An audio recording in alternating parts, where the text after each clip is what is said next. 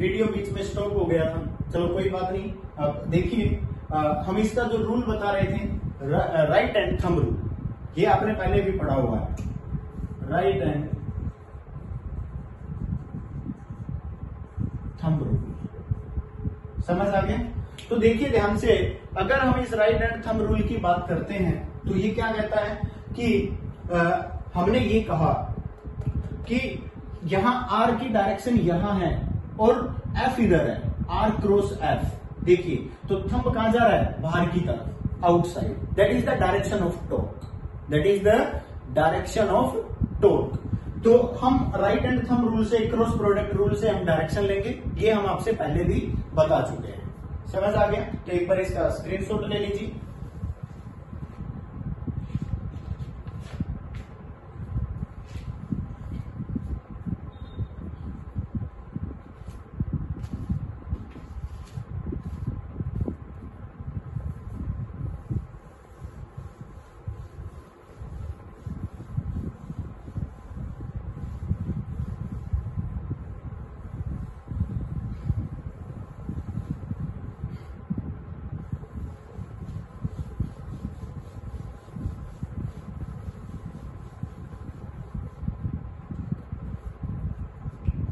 वो वही एक्सप्रेशन था फर्स्ट मेथड। अब मैं आपको सेकंड मेथड के बारे में बताता हूं। सेकंड मेथड देखिए, ये कौन सा मेथड है। इस मेथड में मैं आपको ये बता रहा हूं कि जैसे कि आप टॉर्क पढ़ रहे हैं, ठीक है, ये एक दूसरा मेथड है टॉर्क निकालने का।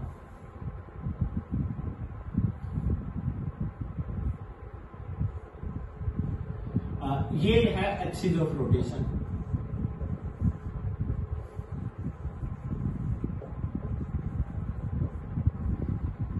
ठीक है। मैंने ये कहा यहां हम कोई भी पी पॉइंट ले रहे हैं, हमने कहा कि मैंने ये फोर्स इधर लगा दिया, ठीक है, एफ फोर्स। ये हमारे पास क्या है, आर। इनके बीच में एंगल कितना है, थीटा, ठीक है। मैं आप ध्यान से समझना है, ठीक है। मैंने क्या किया, एफ का रिजोल्यूशन कर दिया, मैंने फोर्स का क्या कर दिया, रिजोल्यूशन। फोर्स का रिजोल्यूशन करूंगा तो ये क्या हो गया, जो रेडियस के अलोंग लग रहा है, और ये कहां लग रहा है, परपेंडिकुलर, मतलब टेंजेंट के अलोंग लग रहा है, एफ टी से लिख देते हैं इसको। मेरी बात समझ गए। मैं क्या कहता हूं, हेयर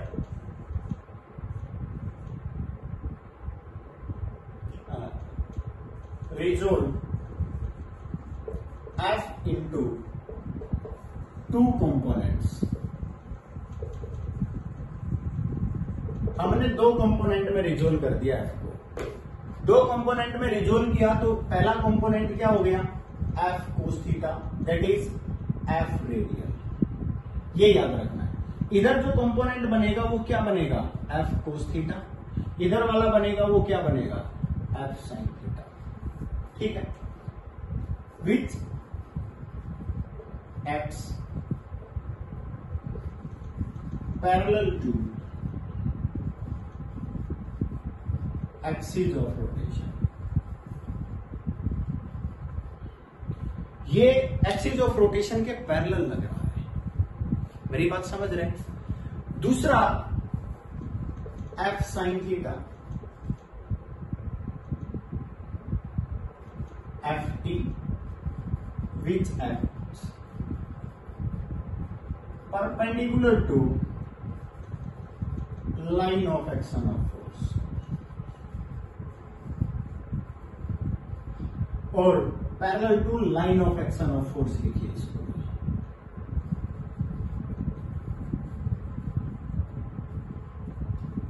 पहली बात, जैसे कि ये आपका आर है, या पैरेलल टू आर लिख दीजिए इसको, और यहां पर आप लिख देते हैं perpendicular to action of A, perpendicular to line of R vector. एक बात बताइए, जैसे कि मान लीजिए कोई भी गेट है, यहां फिक्स है, आप इसको यू पुश करोगे तो ये ऐसे घूम जाएगा, मेरी बात समझ रहे। अगर आपने इस गेट को, जहां ये इस, मान लीजिए यहां पर फिक्स है, फॉर एग्जाम्पल ये गेट है, इस पॉइंट पर फिक्स है, ठीक है। अगर यहां फिक्स है, अगर आप इसको यूं पुश करते हो, पुश करोगे तो क्या करेगा, ये गेट ऐसे घूमेगा, यूं खुल गया बंद हो गया, समझ गए। आपने फोर्स इधर लगाया, आप पकड़ के इसको इधर खींच रहे हो, आप इसको पकड़ के इधर खींच रहे हो, अगर आप इसको इसी लाइन में खींचोगे तो क्या घूम सकता है, नहीं। मतलब जो एफ कोस थीटा लगा हुआ है, ये एफ कोस थीटा तो काम ही नहीं करेगा, रोटेट ही नहीं करवाएगा। रोटेट कराने वाला फोर्स कौन सा है, ओनली एफ साइन थीटा। मतलब इसके परपेंडिकुलर जो फोर्स लगा हुआ है वही, जैसे आपने कहा सर हम तो इधर फोर्स लगाएंगे, आप इसको उधर खींचो, ये थोड़ा सा घूमेगा, क्यों, क्योंकि इसका जो कंपोनेंट परपेंडिकुलर लग रहा है वही इसको घुमा रहा है, जो कंपोनेंट इसके परपेंडिकुलर घूम रहा है वही इसको रोटेट करा रहा है, समझ आ गया। देन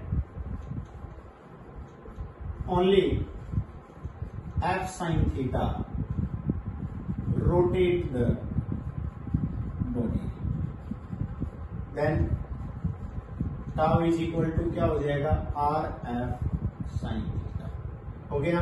वेक्टर टर्म में लेंगे तो R F sine theta that is R cross F, ये आपका second method.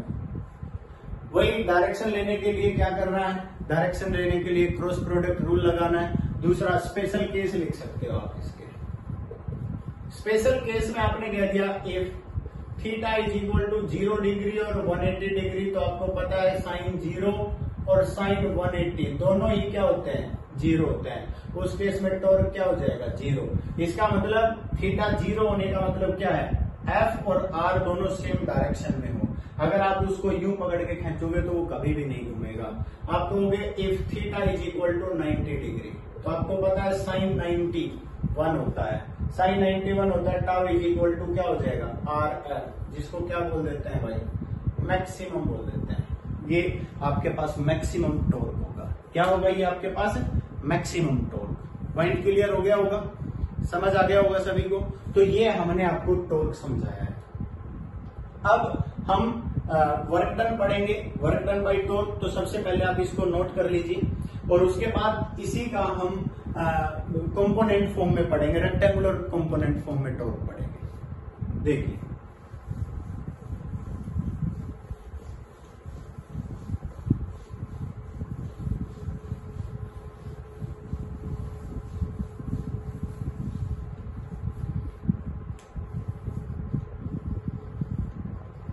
torque in the form of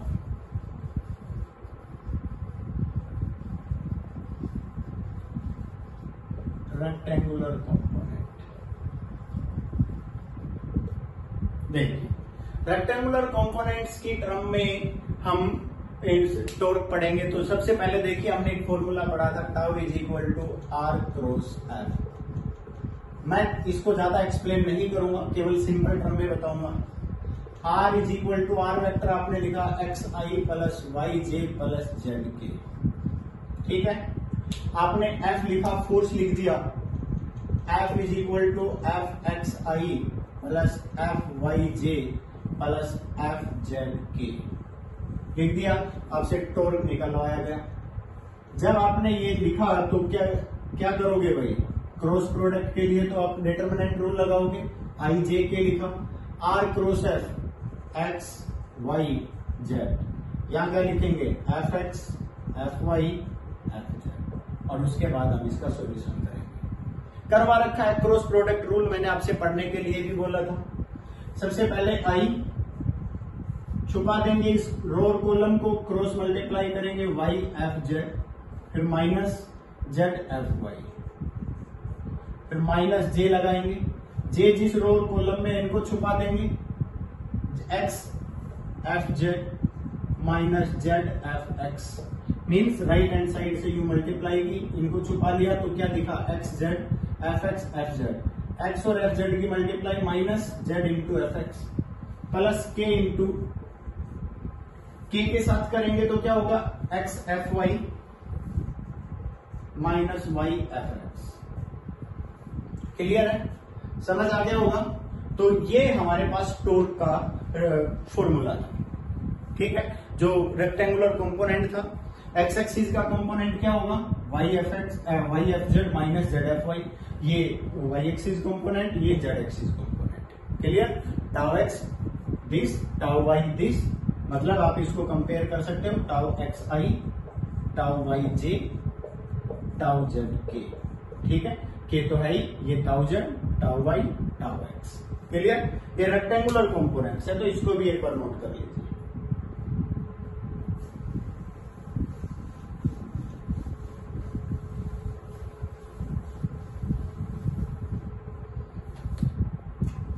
work done by torque,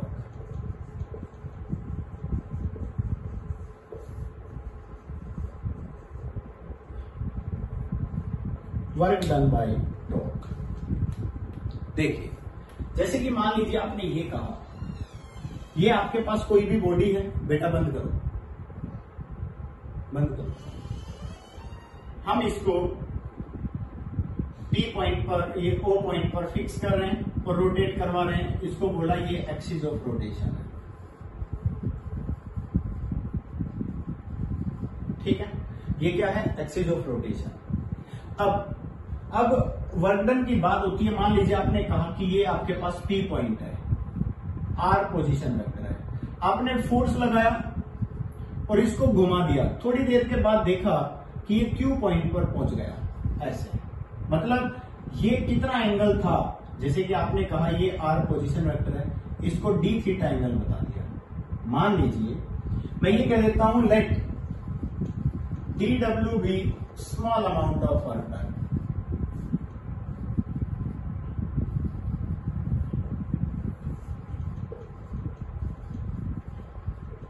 for rotating, for displace a body through distance dx।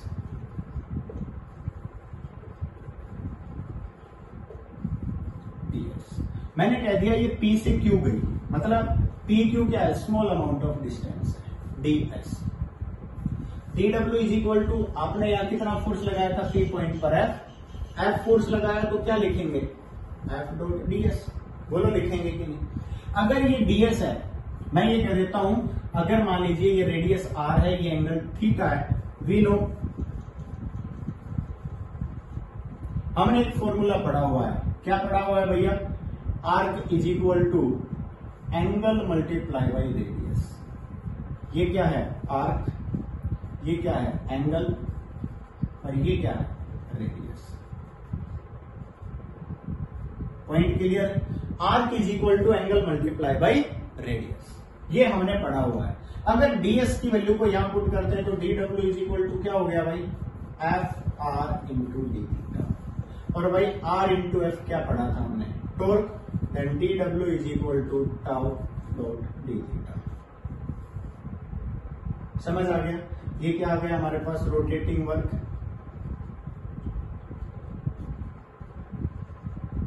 ये क्या आ गया? Rotating force. और ये क्या आ गया? Rotational displacement. कोई प्रॉब्लम है तो बता दीजिए। सारे के सारे rotating work, rotating force, rotational displacement, या linear work, linear force, linear displacement, same formula. आगे जब भी हम रोटेशनल वर्क डन निकालेंगे तो एक ही फॉर्मूला लगाएंगे, dw is equal to tau into D theta. अब मान लीजिए वेरिएबल टॉर्क लगा हुआ है। If variable torque acting, then integration on both side, dw is equal to integration of tau dot D theta. बस सीधा फॉर्मूला रखिए, मेरे हिसाब से कंप्लीट वर्क डन आ जाएगा। तो ये हमारे पास एंगुलर डिस्प्लेसमेंट आ गया, एंगुलर फोर्स आ गया, एंगुलर वर्क डन आ गया। आप ये कह सकते हो ये एंगुलर डिस्प्लेसमेंट, एंगुलर डिस्प्लेसमेंट, ये आपके पास एंगुलर फोर्स, टॉर्क बोलते हैं इसको, ये एंगुलर वर्क डन। ये आपके पास फॉर्मूला आ गया। अगर मान लीजिए आपके पास ये फॉर्मूला आ गया, अब आपने इसके अंदर पावर निकालनी है। क्या निकालनी है भाई? पावर। तो एक स्नैप ले लीजिए इसकी, पहले नोट कर लीजिए।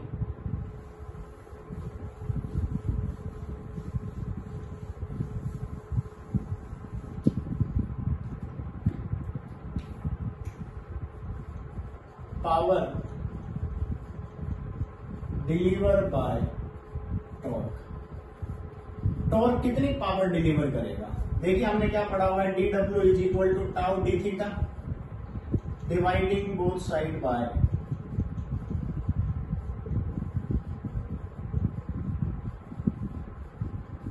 dt, small amount of time. dw upon dt हो गया is equal to tau D theta upon क्या हो गया dt। मैंने कहा P से Q तक पहुंचने का जो टाइम पीरियड है वो क्या है, dt है, स्मॉल अमाउंट ऑफ टाइम है। अगर स्मॉल अमाउंट ऑफ टाइम है तो हमें मालूम है dw बाई dt क्या होती है, पावर टाउ, और ये क्या होता है D theta by dt omega, ये क्या होती है एंगुलर वेलोसिटी। एंगुलर वेलोसिटी ये क्या होता है टॉर्क, और ये क्या है पावर। समझ आ गया होगा, that is power deliver by torque. छोटे छोटे पॉइंट हैं, समझ में आ जाने चाहिए।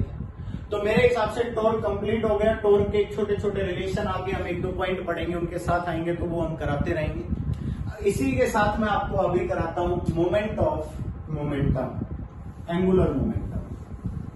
देखिए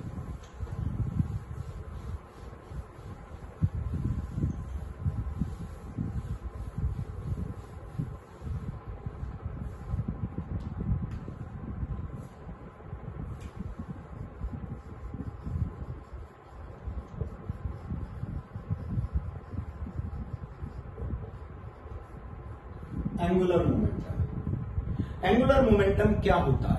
देखिए एंगुलर मोमेंटम बेटा इसका सिंबल होता है कैपिटल एल। इसको बोलते हैं moment of momentum. Moment of momentum, ये बात याद रखिए। क्या बोलते हैं इसको? Moment of momentum. मतलब मोमेंटम का भी रोटेशन है। जहां पर मोमेंट वर्ड आ जाए, मैंने आपसे पहले भी बताया था, एंगुलर रोटेट कराना है, एंगल के अकॉर्डिंग रोटेट कराना है। That is moment of linear momentum. Moment of linear momentum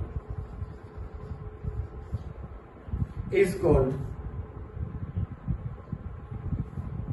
moment of linear momentum of A particle about axis of rotation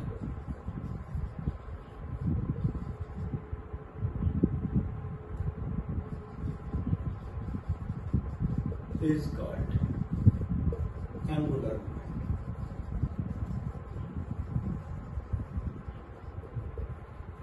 ध्यान से देखिए, जैसे कि मान लीजिए आपके पास ये एक रीजन होती है,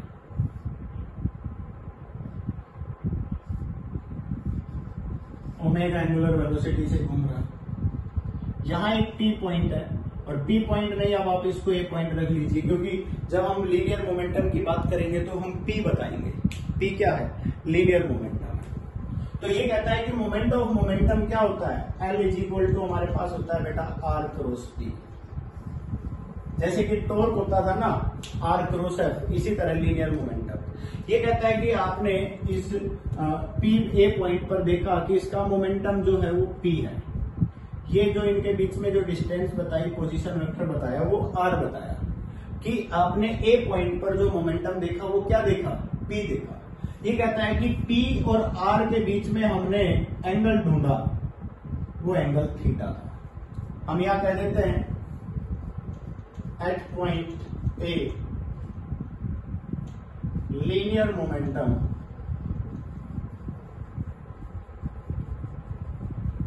is P,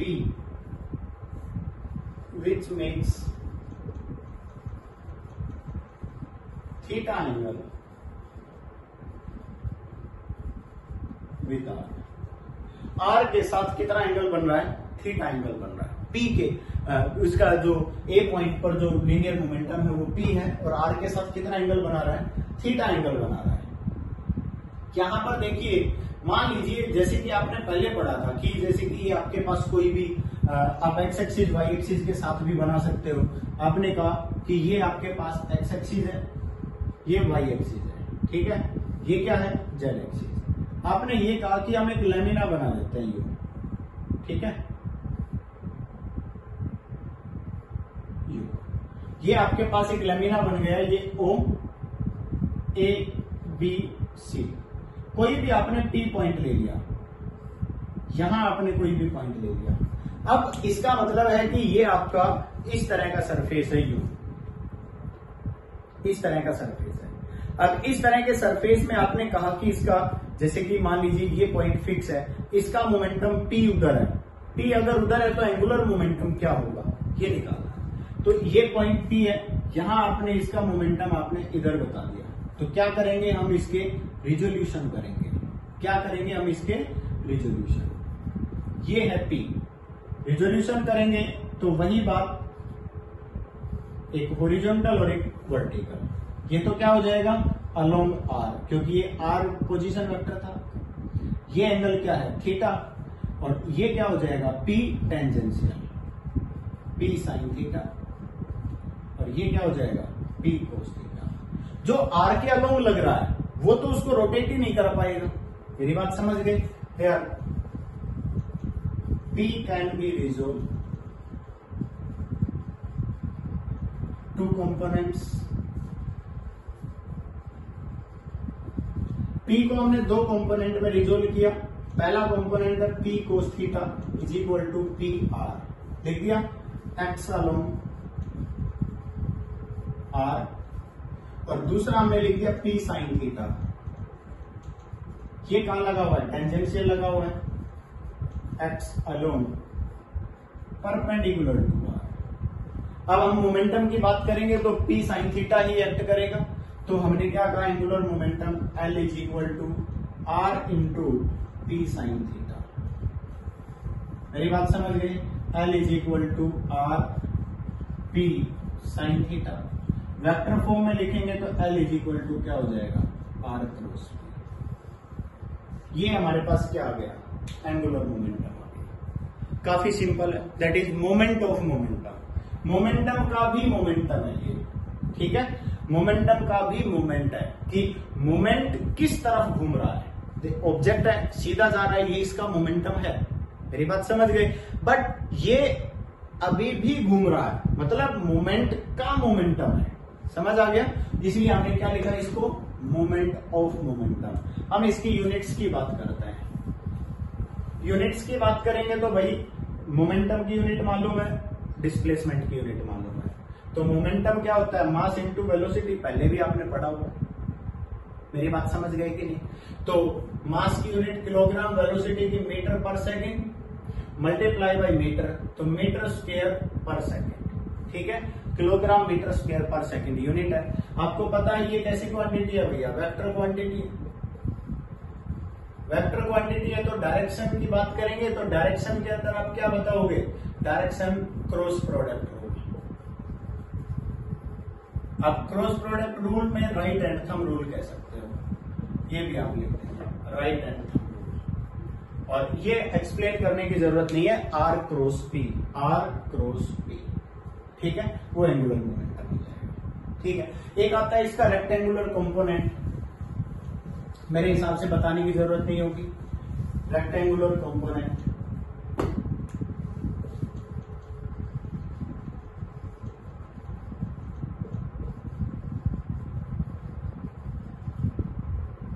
रेक्टेंगुलर कंपोनेंट क्या होता है भाई, आपने कहा कि R इज इक्वल टू, आपने लिखा X I plus Y J plus Z के।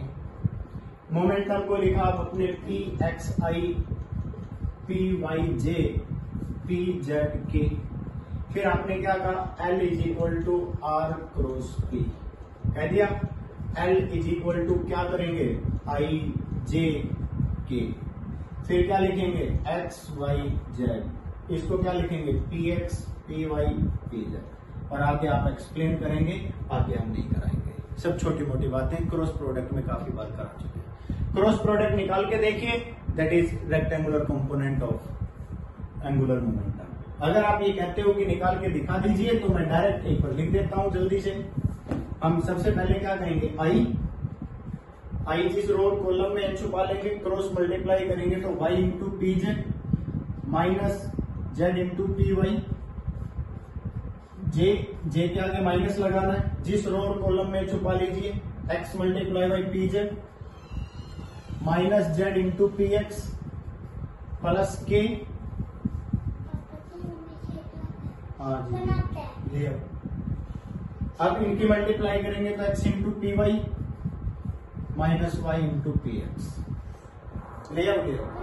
हाँ मैडम, ये पी एक्स हो गया, ये पी वाई हो गया, ये क्या हो गया पी जेड हो गया। समझ गए? तो ये रेक्टेंगुलर कंपोनेंट्स हैं, तो इसको एल एक्स कह देंगे, इसको एल वाई और इसको एल जेड। क्लियर है? एक आता है relation between torque and angular momentum. क्या आएगा भाई? Relation between torque and angular momentum. देखिए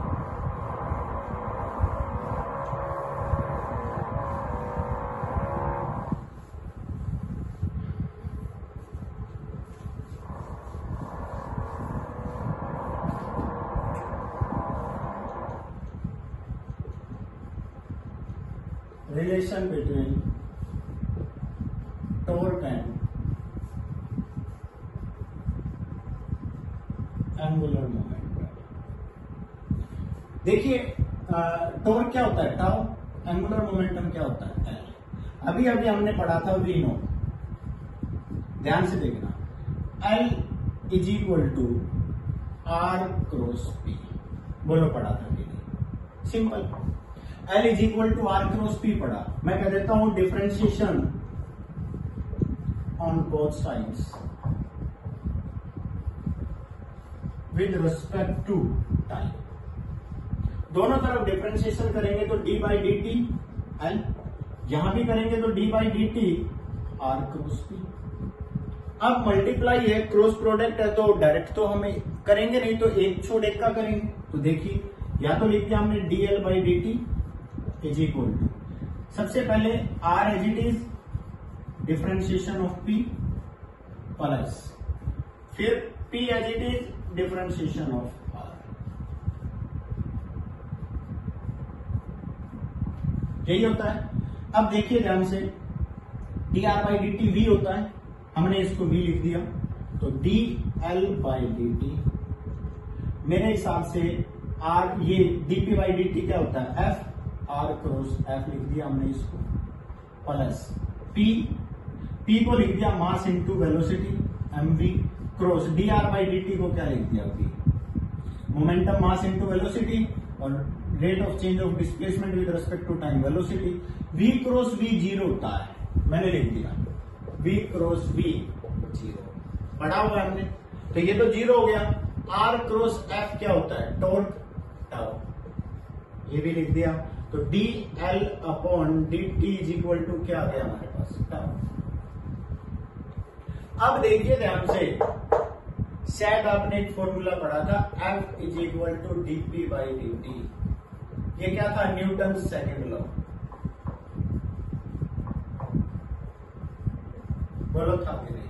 हम ये देख रहे हैं, ये क्या है एंगुलर फोर्स और ये क्या है एंगुलर मोमेंटम। ये क्या था लीनियर फोर्स, ये क्या था लीनियर मोमेंटम। हम क्या कहेंगे angular analog of Newton second law. Newton second law का एंगुलर फॉर्म है ये, angular torque is equal to, that is angular force torque is equal to rate of change of angular momentum with respect to time. समझ आ गया होगा, point clear हुआ होगा। That is Newton second law, angular form है।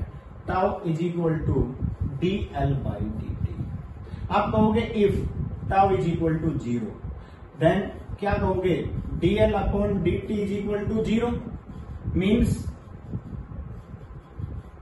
Angular momentum is equal to constant. Angular momentum को क्या बता दोगे? कांस्टेंट बता दोगे। अब ये कह दोगे एंगुलर मोमेंटम कांस्टेंट है। ये आपने आपको एक रिलेशन बताया, tau is equal to D L by D T. ये भी नोट कर लीजिए।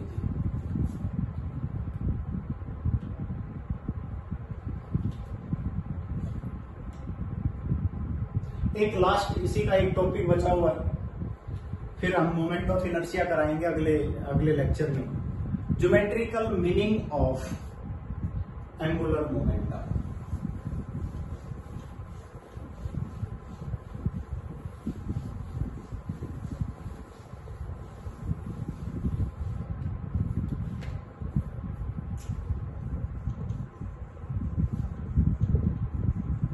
Geometrical meaning of angular momentum.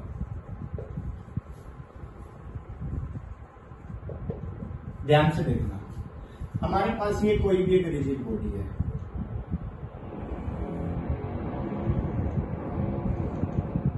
ये इसका एक्सिस ऑफ रोटेशन है, ठीक है। मैंने कहा ये एक पी पॉइंट है, ये आर पोजीशन वेक्टर है, कहीं भी ले सकते हो आप इसको, ठीक है। ये एक पी पॉइंट है, यहां आप फोर्स लगाते हो, मोमेंटम चेक करते हो, समथिंग जो भी है, आपने इसको मोमेंटम देखा और ये जो डिस्टेंस है ना, ये डेल आर घुमा दी, इसका मतलब ये यहां पहुंच गया। ये जो डिस्टेंस है जो मैं बता रहा हूं, ये वाली स्मॉल अमाउंट ऑफ डिस्टेंस है, जिसको मैंने किससे लिख दिया, डेल आर से लिख दिया। तो ये क्या हो गया, R vector plus del R vector, अगर इसको देखा जाए तो O A point B point, और ये कहां चला जाएगा, अब इधर चला जाएगा। मीन्स अगर ये एंगल डी थीटा है या डेल थीटा आप ले रहे हो, आपने कहा ये एंगल डेल थीटा है, तो ये एंगल भी क्या हो जाएगा, डेल थीटा। क्या मेरी ये बात सभी को समझ आ गई? क्योंकि ये जितना घूम रहा है उतना ये घूम रहा है, यहां से ये एरो इधर था, फिर ये यूं घूमकर उधर पहुंच गया डेल थीटा एंगल से, तो इनिशियली मान लीजिए ये एंगल जितना था उतने ही एंगल से इसका परपेंडिकुलर घूम जाएगा, तो ये भी क्या हो जाएगा, डेल थीटा। पॉइंट क्लियर हो गया होगा, ये v और ये क्या हो जाएगा, v, और इसको v डैश बोल देंगे। ये वेलोसिटी चेंज हो गई, बस मेरी बात समझ आ गई होगी। तो ध्यान से देखिए, मान लीजिए मैं यहां पर जाता हूं, here area of triangle OAB, OAB triangle का एरिया आपने बताना है। ये वाली ट्रायंगल है, ये एरिया बताना है आपने। ट्रायंगल का एरिया क्या होता है, 1/2 base multiply by perpendicular distance, मतलब क्या लिख देंगे, आर क्रॉस डेल आर। मेरे हिसाब से यही होता है area of triangle. Point clear हो गया होगा। हमने क्या लिख दिया, जो हमारे पास एरिया ऑफ ट्रायंगल का फॉर्मूला था, क्या होता है, 1/2 multiply by one side multiply by perpendicular side, R cross del R, ठीक है। मैंने कह दिया यहां वेलोसिटी v है, ए से बी तक जाने का time small amount of time है, del T, we know del R is equal to V multiply by del T. बोलो होगा कि नहीं, वेलोसिटी मल्टीप्लाई बाई टाइम, यही तो होता है डिस्प्लेसमेंट। वैल्यू पुट कर रहा हूं, एरिया ऑफ ट्रायंगल क्या हो जाएगा, 1/2 R cross of V del T. मेरे हिसाब से किसी को कोई डाउट नहीं होगा, क्लियर है। हमें ये भी पता है, we know P is equal to M V, तो V इज इक्वल टू क्या हो जाएगा, P अपॉन एम। V की वैल्यू यहां पुट कर रहा हूं, तो हमारे पास एरिया ऑफ ट्रायंगल क्या आएगा, ज्योमेट्रिकल इंटरप्रिटेशन है तो ज्योमेट्री फाइंड आउट कर रहा हूं, एरिया ही लिख रहा हूं, 1/2 आर क्रॉस ऑफ V की जगह क्या लिखा, P by M into del T. 2m, m बाहर आ जाएगा, कॉन्स्टेंट है। मैंने क्या लिखा, DA small amount of area of triangle, DA is equal to 1/2m R cross P into del T, या डेल A भी लिख सकते हो उसको, del A small amount of area. मैंने क्या कहा, इनको इधर लेकर आ गया, del A upon del T multiply by 2m is equal to R cross P। ये शायद आप पढ़ चुके हैं, आर क्रॉस P क्या होता है, टॉर्क। ये क्या है, 2m multiply by DA by DT भी लिख सकते हो आप इसे, समझ आ गया होगा। मीन्स यहां क्या कह सकते हो, आर क्रॉस P टॉर्क नहीं होता है, एंगुलर मोमेंटम होता है। L is equal to 2m multiply by DA upon DT। DA by DT होती है हमारे पास एरियल वेलोसिटी, एरियल वेलोसिटी बोलते हैं, rate of change of area with respect to time. 2m क्या है, कांस्टेंट है। आप कहोगे if L is equal to 0, angular momentum क्या है, 0 है, then areal velocity is constant, या L is equal to constant आप बता रहे हो, L आपने क्या कहा, कांस्टेंट है। If L is equal to constant then D A upon D T is always constant, क्योंकि 2a भी क्या है, 2m भी क्या है हमारे पास कॉन्स्टेंट है, ये भी कॉन्स्टेंट है, ये भी कॉन्स्टेंट है, तो ये भी क्या रहेगा, हमेशा कॉन्स्टेंट रहेगा। This formula is used in Kepler's law, this formula used in Kepler's, जो आपने पढ़ा था ग्रेविटेशन के, हम इसको कैपलर्स लॉ के अंदर यूज करेंगे। समझ आ गया? तो आज के लिए बस इतना ही। ये 2 लेक्चर आज मैं आपको कंप्लीट करके सेंड करता हूं। कोई प्रॉब्लम है, डाउट है तो आप मेरे पास भेजिए। Thank you.